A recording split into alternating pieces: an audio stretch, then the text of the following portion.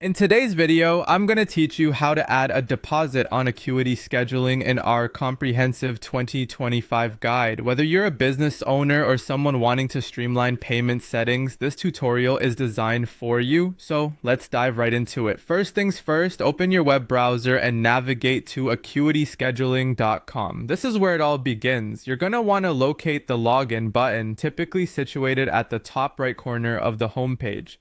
Once you click that, you'll be prompted to enter your login credentials. Be sure to have these credentials on hand, as you'll need them to access all the settings we'll be working with today. Now that you're inside, head towards the payment settings by clicking the payment settings option. This is a critical step as it allows you to manage how your customers will be making deposits or full payments. If your payment processor isn't already set up, now's the time. You'll need to connect your Stripe, Square, or PayPal account depending on what suits your business needs best. Each of these services offers different benefits, so choose the one that aligns most closely with your payment processing needs. Once your payment service is connected, look for the Require Payment section. Here we have a few options, but our focus will be on selecting collect deposits or full payment.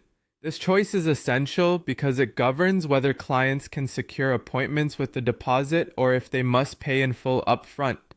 Make your selection carefully, factoring in your business model and customer preferences. Next up, it's time to define the type of payment you'll accept. Click on the Type of Payment option. This is where you'll specify whether you're collecting a fixed deposit amount or if the payment will be based on a percentage of the total service cost. Tailor this setting to match the nature of your bookings and services offered. Now, let's move on to entering the deposit amount. This figure could be a flat rate or a percentage.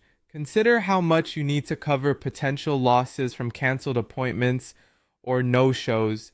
Make sure to calculate this carefully to avoid any financial interruptions. Lastly, and perhaps most importantly, don't forget to save your changes. Look for a Save button and click it to ensure that all your adjustments are locked in.